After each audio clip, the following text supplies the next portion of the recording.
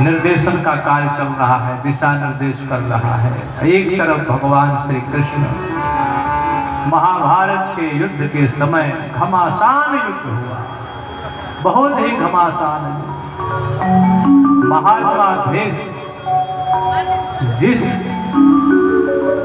गली से निकलते उधर मानों की तबाही की आंधी अपने बाणों से उत्पन्न करते, अर्जुन की सेना वहां कमजोर पड़ जाती।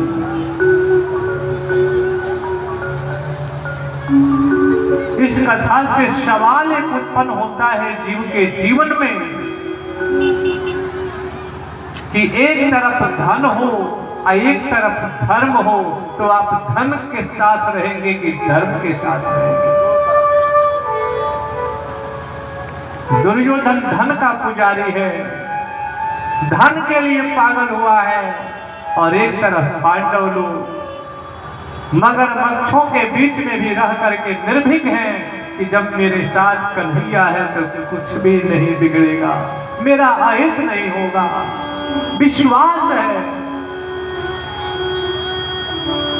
वास्तव में सनातन धर्म के समीप में जो रहता है, उससे संबंध जोड़ करके रहता है, उसके जीवन में आपदा विपदा कभी नहीं आती, आकर के भी छट जाती, दूर चली जाती। धृतराष्ट्र संजय से पूछते हैं, धृतराष्ट्र ने पूछा, संजय क्या हो रहा है, किसके पक्ष में विजय दिख रही है? तो संजय ने सच बात कह दिया। धृतराष्ट्र के मंत्री संजय ने कहा, धर्म क्षेत्र कुरुक्षेत्र। धर्म क्षेत्र किस क्षेत्र को कहा? जिस क्षेत्र में पांडव लोग खड़े थे, क्योंकि भगवान श्री कृष्ण धर्म है और धर्म के पक्ष में रहने वालों की कभी हार नहीं होती, और कथा सुनने वालों की तो सदैव जीत हुई है। तो देखो, कथा भी हो गई, 18 अध्याय की गीता भी हो गई। बोल श्रीमद् भगवत गीता की जय हो। यत्र योगेश्वरः कृष्ण यत्र पार्थो धनुर्धरः तत्र श्री विजयो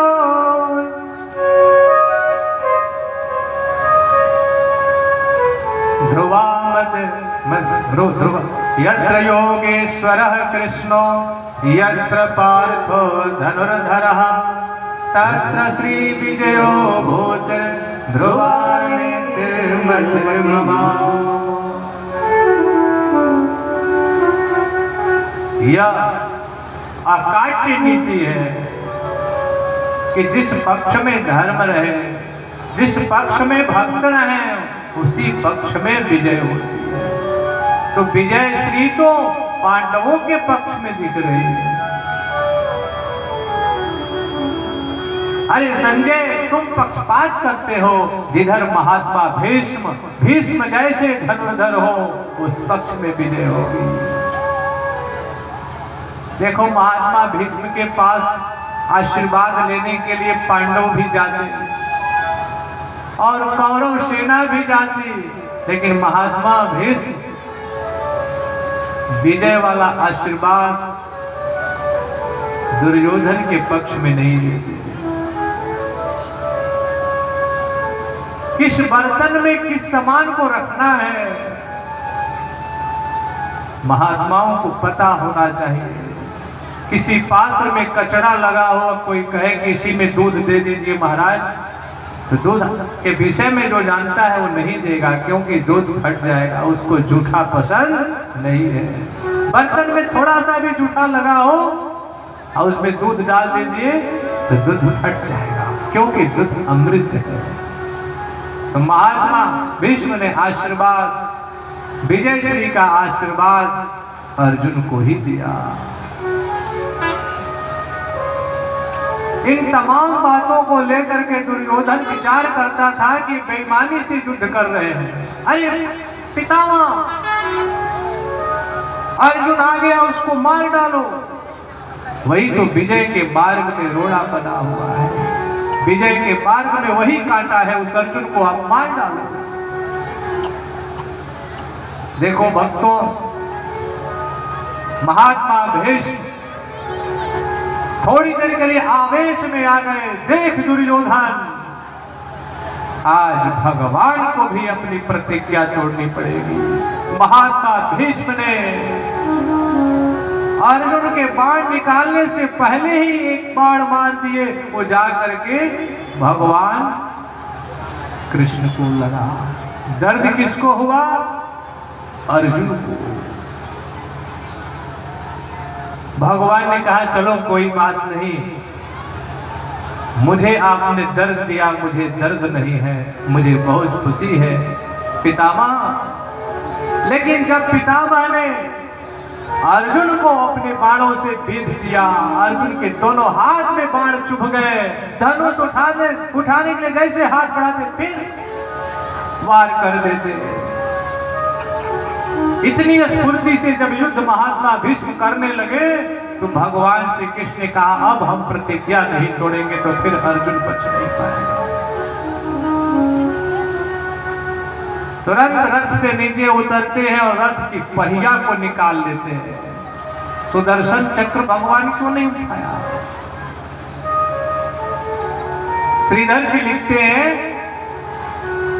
कि उस पहिए को भगवान ने इसलिए निकाला कि भगवान का कष्ट हनुमान जी सह नहीं पाते, कहीं गदा लेकर केवल भीष्म का अंत कर देते। इसलिए पहिया निकाल करके सांकेतिक भाषा से श्री कृष्ण ने कहा ये आपका मामला नहीं, मेरा और पितामह का मामला है, भक्त और भगवान का मामला है, आप यही रहना। क्योंकि रथ के पहिया निकाल करके और रथ की ओर भगवान श्री कृष्ण देख रहे हैं। सांकेतिक भाषा, लिखित भाषा, मौखिक भाषा और सांकेतिक भाषा। श्री हनुमान जी तो विद्वानों में अग्रगण्य हैं, ज्ञानी नाम अग्रगण्यम। भगवान ने कहा, हनुमान जी ने कि ये वस्तु आप देखो। जब रथ का पहिया लेकर के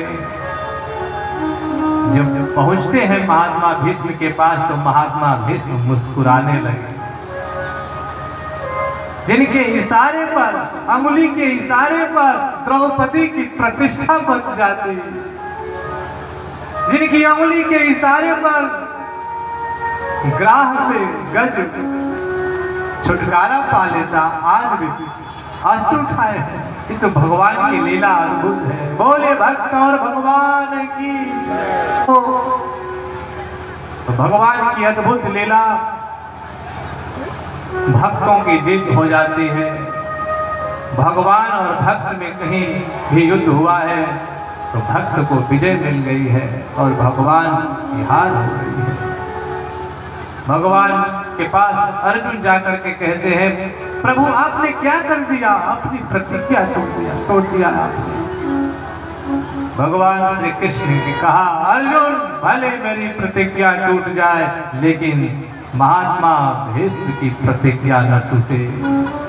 और महात्मा भीष्म जब भी जीवन में प्रतिज्ञा किए हैं उसको पूर्ण करके दिखलाए हैं। अंततो गत्वा, कभी कभी तो महात्मा भीष्म ने कहा कल के सूर्य, एक बार ऐसी बात आ गई कि कह दिया उन्होंने कि कल सूर्यास्त तक मैं रथ पर रह जाऊंगा तो न पांडव बचेंगे न पांडव की सेना बचेगी। बोलने के लिए तो बोल दिए लेकिन घर में आए तो सोचने लगे कि मैंने क्या कह दिया। तो गलत लोगों के संग में रहने के कारण कभी कभी संतों की भी वाणी बिगड़ जाती है। गलत संग में रहने के कारण महात्मा भीष्म आवेश में आकर के, क्रोध में आकर के बोल दिए। द्रौपदी चिता साज करके जलने जा रही है, भक्त भी संकट में और भगवान भी संकट में। भगवान कह रहे द्रौपदी से, अरे द्रौपदी पंचाली क्या कर रही हो तुम? द्रौपदी ने कहा, केशव वही मैं कार्य कर रही हूं जो मुझे करना चाहिए। विधवा होने से बढ़िया है कि अपने पतियों की मौत होने से पहले मैं काल के गाल पे चली जाऊं। भगवान श्री कृष्ण मुस्कुरा रहे हैं, संकट की भी घड़ी में मुस्कुरा रहे। द्रौपदी तुम्हें पता नहीं, चिता में जलने से समस्या का समाधान नहीं, महापुरुषों के चरणों में प्रणाम करने से समस्या का समाधान निकलेगा। समस्या कहां से उत्पन्न हुई है? तो महात्मा भीष्म से। तो जाओ, समाधान भी उनके चरणों में है। समाधान कहां है? तो महात्मा भीष्म के चरणों में है। द्रौपदी जा रही है, घूंघट तान करके गई और उनके चरणों में प्रणाम की। महात्मा भीष्म के मुख से निकल गया, अखंड सौभाग्यवती भवा, अखंड सौभाग्यवती भवा। द्रौपदी ने कहा, पितामह अब तो आप बुरी तरह से फंस गए। मैं कुछ मांगने नहीं आई हूँ, मैं तो प्रार्थना करने आई हूँ कि आपने जो विजय श्री का आशीर्वाद दिया है मेरे पति को उसे वापस कर लीजिए। महात्मा भीष्म ने कहा, मैं ऐसा क्षत्रिय नहीं कि किसी को दान में कुछ दे दूं तो फिर वापस ले लूं। मैंने विजय श्री का आशीर्वाद दिया है, मैं वापस नहीं ले सकता। तो द्रौपदी ने कहा, विजय दिलवाने वाले जब मेरे पति ही नहीं रहेंगे तो विजय श्री का आशीर्वाद लेकर मैं क्या करूंगी? तुम कौन हो? उसने घूंघट हटाया। अब तो महात्मा भीष्म विचार करने लगे कि इस संकट की घड़ी में अब मैं क्या करूं? मुरली वाले को याद करते हैं, जीवन है तेरे हवाले मुरलिया वाले, जीवन है तेरे हवाले मुरलिया वाले, जीवन मुरलिया वाले। आओ मुरलिया वाले, आओ समरिया वाले, आओ मुरलिया वाले, आओ समरिया वाले। जीवन है तेरे हवाले मुरलिया वाले, जीवन है तेरे हवाले मुरलिया वाले, जीवन है तेरे हवाले मुरलिया वाले। मैं हूँ चंदन तेरे माथे का, मैं हूँ चंदन तेरे माथे का, मैं हूँ चंदन तेरे माथे का, मैं हूँ चंदन तेरे माथे का।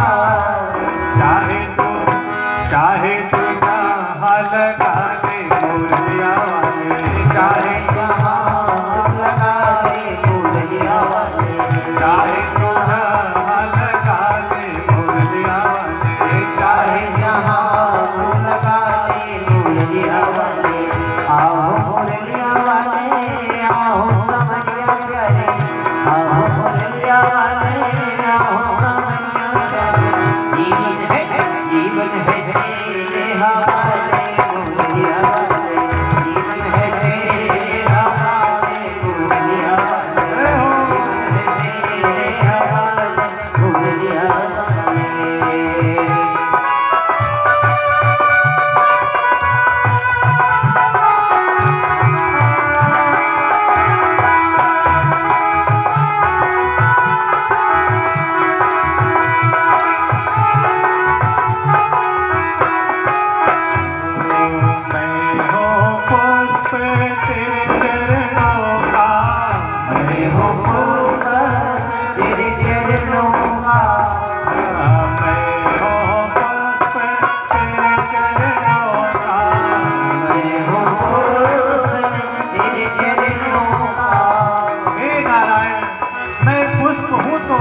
चरणों का हूँ, अब तू चाहे जहाँ चढ़ा दे।